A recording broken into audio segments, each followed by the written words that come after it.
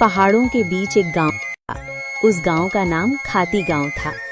वहां के लोग बहुत ही सीधे और सरल थे। गांव के लोगों का जीवन खेती पर निर्भर था। उसी गांव में मोहन नाम का एक गरीब किसान रहता था। मोहन के परिवार में उसकी बूढ़ी माँ सरस्वती देवी, उसकी पत्नी विमला और उसका 5 साल का बेटा दीपक था। मोहन के पास थोड़ी सी जमीन थी जिसमें वो खेती करके अपने परिवार का पालन पोषण करता था।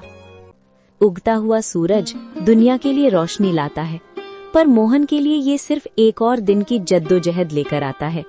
फूस की छत से छनकर आती रोशनी सीधे उसकी बीमार माँ के चेहरे पर पड़ती है। मोहन, आज दीपक को क्या कहूंगी? कल रात उसे बहलाकर सुला दिया था कि सुबह उठते ही गर्मा गर्म खाना मिलेगा।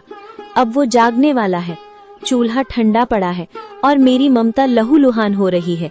क्या हम इतने बदनसीब हैं कि अपने बच्चे को एक वक्त की रोटी भी नहीं दे सकते? भरी आंखों से। बिमला, तुम्हारी ये खामोश सिसकियां मेरे कलेजे को चीर देती हैं। मैं किसान हूँ, धरती का सीना चीरकर अनाज पैदा करना मेरा काम है, पर आज किस्मत ने मेरा ही सीना चाक कर दिया है। जमींदार के चक्कर काट काट कर पैर के जूते घिस गए, पर वो उधार देने को तैयार नहीं। पर हार नहीं मानूंगा, आज फिर जाऊंगा। शायद खुदा को मेरी मेहनत पर नहीं तो इस मासूम दीपक की भूख पर तरस आ जाए। सरस्वती देवी अंदर से खांसते हुए, बेटा मोहन, पास आ। देख, मेरा अंत समय करीब है, पर मुझे अपनी मौत का डर नहीं है। मुझे डर है कि कहीं मेरी गरीबी तेरे जमीर को न खा जाए। बेटा, भूख बहुत बड़ी चीज है, बड़े बड़ों का ईमान डिगा देती है। पर तू वादा कर, चाहे पेट पीठ से सट जाए, पर कभी किसी का बुरा नहीं करेगा। भगवान की लाठी बेआवाज होती है, पर चोट गहरी करती है। माँ, आपके संस्कार ही मेरी पूंजी है। मैं खाली हाथ लौट सकता हूँ, पर कलंकित हाथ लेकर इस घर में कदम नहीं रखूंगा। मोहन जमींदार के घर चला जाता है। नंगे पांव, फटी हुई कमीज और आंखों में उम्मीद की आखिरी चमक लिए मोहन जमींदार की हवेली के बाहर खड़ा है।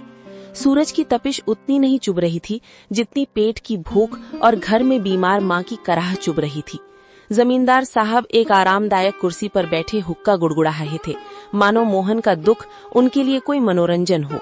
माई बाप, हुजूर, इस अभागे की विनती सुन लीजिए। मैं जानता हूँ कि पिछला लगान अभी पूरा नहीं चुका पाया हूँ, लेकिन मेरी मजबूरी की दीवार बहुत ऊंची हो गई है सरकार। घर में चूल्हा 3 दिन से ठंडा पड़ा है। मेरा 5 साल का बेटा दीपक, जो अब तक खेलता कूदता था, आज भूख से मारे निढाल होकर जमीन पर पड़ा है। वो मुझसे रोटी नहीं मांगता सरकार, बस अपनी पथराई आंखों से मुझे देखता है और उसकी वो खामोश नजरें मेरे कलेजे को छलनी कर देती हैं। मोहन, ये हवेली जज्बातों से नहीं, हिसाब किताब से चलती है। तेरी माँ बीमार है, तेरा बेटा भूखा है, इसमें मेरा क्या कसूर? पिछली बार भी तूने यही रोना रोया था। ये धरती प्यासी है तो मैं क्या करूं? मुझे अपनी तिजोरी भरनी है, तेरी गरीबी का बोझ नहीं उठाना। हुजूर, आप तो गांव के अन्नदाता हैं। अगर आप ही हाथ खींच लेंगे तो हम जैसे छोटे किसान कहाँ जाएंगे? मुझे बस थोड़े से आलू और मटर के बीज उधार दे दीजिए।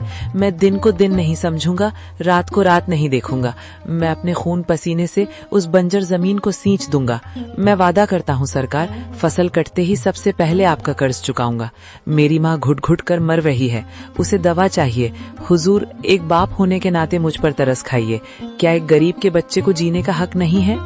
हक की बातें मत कर मोहन, हक अमीरों की जागीर होती है। बीज चाहिए, बीज की कीमत लगती है। तेरे पास देने को क्या है? वो 2 बीघा जमीन जो पहले ही गिरवी है। जा, यहाँ से दफा हो जा। अपनी इन भीगी आंखों से मुझे पिघलाने की कोशिश मत कर। जब तक पिछला हिसाब बराबर नहीं होता, तुझे एक दाना भी उधार नहीं मिलेगा। हुजूर, आज आप मुझे यहाँ से खाली हाथ भेज रहे हैं, पर याद रखिएगा, गरीब की आह बहुत गहरी होती है। मैं अपनी मेहनत बेचने आया था, अपनी खुददारी नहीं। अगर खुदा ने चाहा तो मेरी मिट्टी भी सोना उगलेगी। आज आप मेरी गरीबी का मजाक उड़ा रहे हैं, पर वक्त का पहिया घूमेगा हुजूर, वक्त का पहिया जरूर घूमेगा। मोहन अपनी फटी हुई आंखों में आंसू लिए भारी कदमों से हवेली की सीढ़ियां उतर गया।